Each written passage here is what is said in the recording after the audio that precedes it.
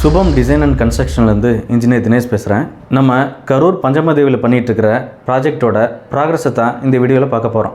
இந்த building load bearing ஸ்ட்ரக்சரில் 2 bedroom, ஒரு ஹால், கிச்சன், சிட் அவுட்டோட வாஸ்துப்படி 2D டிராயிங் ரெடி பண்ணி நம்ம கிளைண்ட்டுக்கிட்ட டிஸ்கஸ் பண்ணிவிட்டு அதை ஃபைனல் பண்ணியிருக்கோம்.